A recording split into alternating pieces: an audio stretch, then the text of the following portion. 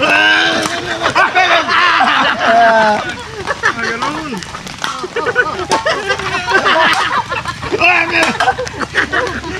Bato.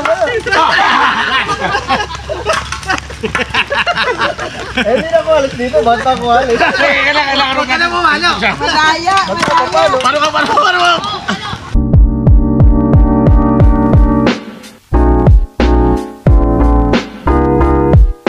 Hello po. Hello po. Welcome po sa DN Rhea Campsite Review. Welcome po ulit kayo. Ang campsite na i-review natin ngayon ay Marcis Point.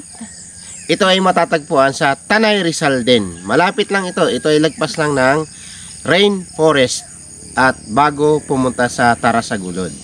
Napakalapit lang.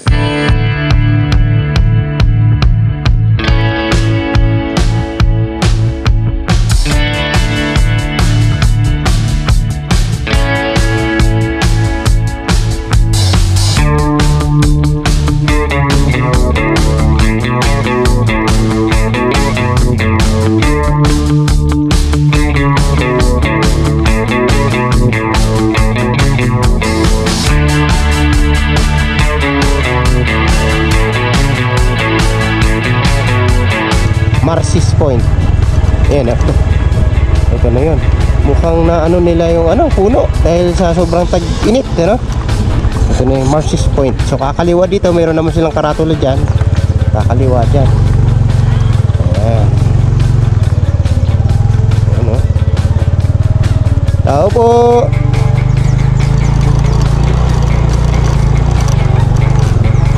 Marami kasi dito nagkakar-camping din. So, ang kagandahan dito, marami siyang mapagsabitan ng hammock at latagan din ng tent. Pero pupwesto tayo, saan tayo pwede maglatag ng tent? Mukhang mainit. May tubo sila doon. Sana papagamit yon. Okay yan, perfect yun. Pero kahit na hindi pagamit yon, ready tayo dyan.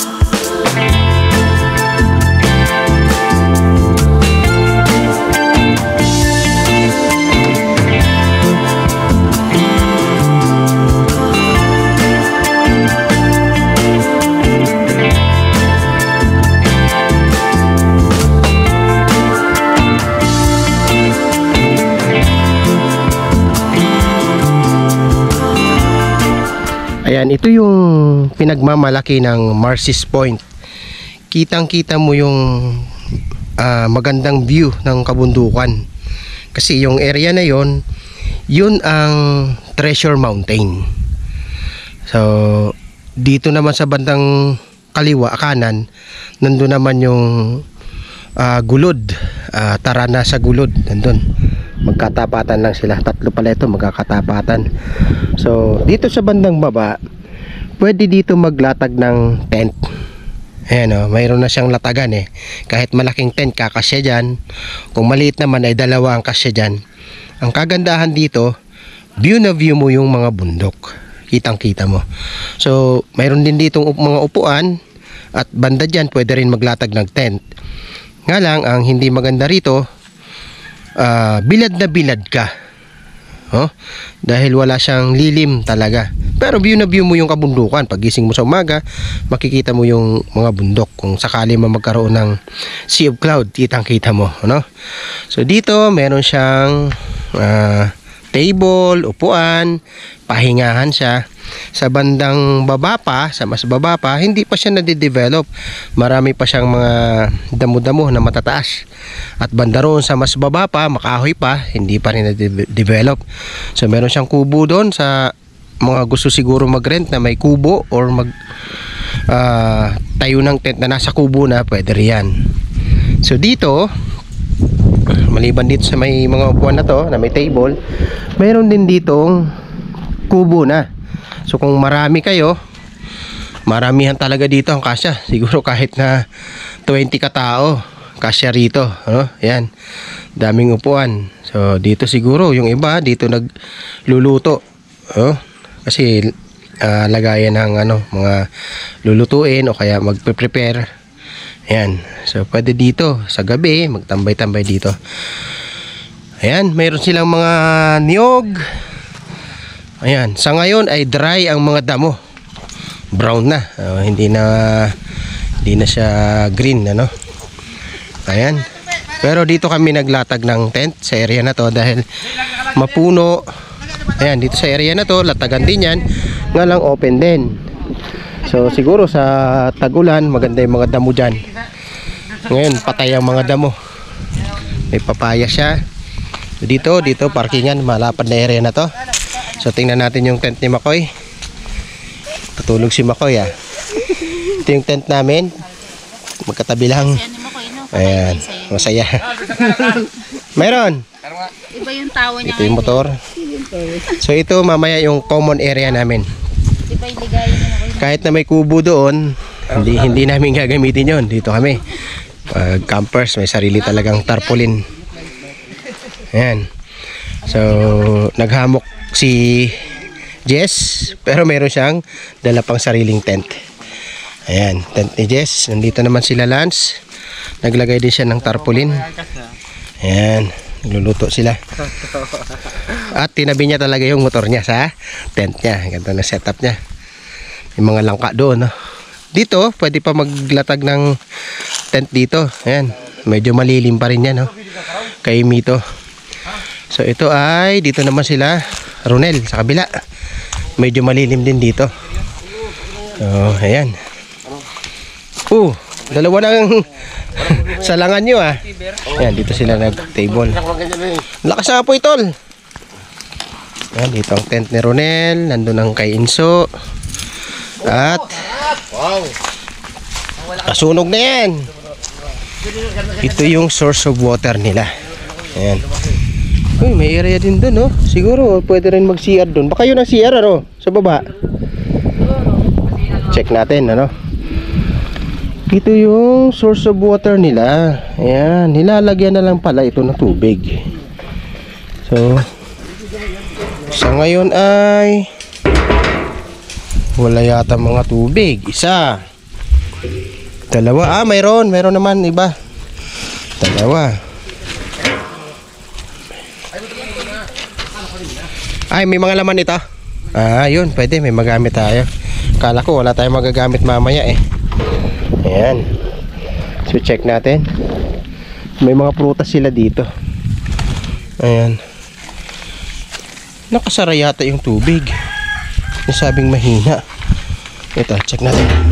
Wala rin naman. Ayan. Ito ay wala rin. Wala nang laman. So ayan. Dito possible na yun ang CR. Ayan. Yan nga siguro. Kasi dito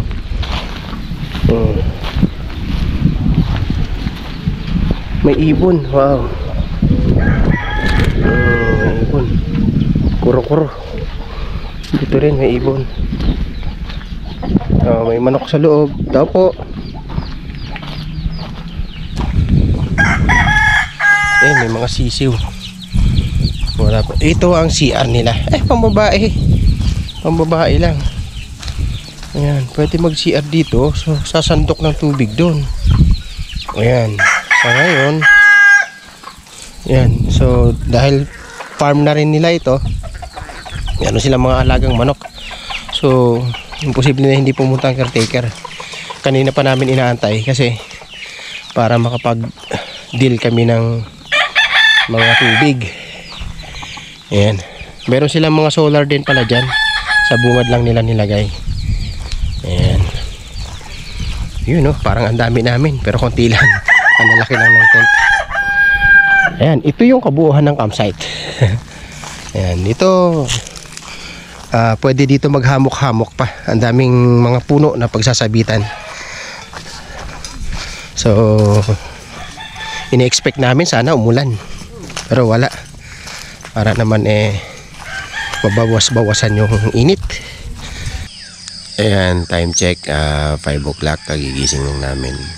Ito yung maririnig mo sa umaga dito sa Marcy's Point. Mga huni lang ng mga ibon doon. Maraming yan, oh. At ngayon ay yan, mapalad tayo. Nagkaroon ng sea of cloud talaga. Grabe oh. Solid na solid. Parang parang yan na stuck na ano. Sea of cloud talaga dyan oh. Galing. Yan oh. Kaya kung pupunta kayo dito, magbago kayo ng sarili niyong tubig. Pagkat maaari, mayroon kayo tangke. Dagdagan yung mga mga cottage. Kubo. Ayusin ang kubo. Tumutulok. Yung konting konting... Pantayin yung mga paglalapatan ng tent. Kasi medyo mabato masakit sa likod pag matutulog kayo. Tapos yun na lang, okay na yun. Kasi pwede naman manghingi daw ng buko rito, yun ang kagandahan. Ay, libre buko, saka may papaya. Ibang prutas, gulay, ano? Kaya naman ang score na maibibigay ko ay 90%. Sa akin naman, ito ay 91%. Ang final grade ng Marcy's Point campsite ay 91%. Ito ay highly recommended natin sa mga gusto ng raw camping o raw campsite. 300 pesos ang entrance nito, 100 ang tent pitching at 100 din ang parking. Sa motorcycle ay 50 pesos lang. Dahil ay pinayagan tayo mag-harvest ng mga prutas at buko sa campsite na ito, ang moral lesson natin ay harvest. A good harvest depends on who planted it. Madali po ang magtanim, pero hindi natin alam kung ano ang kalalabasan kapag i-harvest na natin ito. Pwede natin ito i-compare sa atin bilang tao. Kung magtatanim tayo ng kabutihan sa kapwa natin, malaki ang possibility na maganda ang ibalik sa atin. Pero huwag tayong umasa na sa kabila ng kabutihan na ipapakita natin ay same din ang ibabalik sa atin. Gawin natin ang tama nang walang hinihintay na kapalit. Huwag tayong mag-expect dahil mahirap makasaktan sa bandang huli. Makaka-harvest din tayo ng maganda sa hindi natin inaasahang pagkakataon at sa taong hindi natin inaakalang magbibigay na sa atin ito. Hindi mapantayan sa buhay ng tao ang mga panahon na nag-aani tayo ng biyaya mula sa ating pinaghirapan. Sinasabayan natin ito ng pagdiriwang o pagwaldas ng mga biyayang mayroon tayo. Natatakpan natin ang pagod at ang mga sugat na pinagdaanan natin pansamantala. Kaya't hindi natin namamalayan na mas mabilis maglaho ang ating mga pinagpagurang ipunin. Maging ito ay material o emosyonal. Kadalasan, nakakalimutan natin ang ating simula. Kung paano tayo magtanim ng panahon, sakripisyo at pagmamahal sa mga bagay o taong pinapangarap natin. Sakali man dumating ang panahon na dadaanan tayo ng bagyo, huwag nating kalimutan na may umagang naghihintay upang muling magtanim. Mangarap at magtiwala na darating ang araw, kahit isang bunga ay mayroon tayong maaani. Yun po ang moral lesson na natutunan namin sa Marcy's Point. Maraming salamat po sa lahat ng patuloy na sumusuporta sa aming channel. Abangan nyo pa po ang mga susunod na campsite na aming i-review. Kaya naman, let's get closer to nature. Let's camp!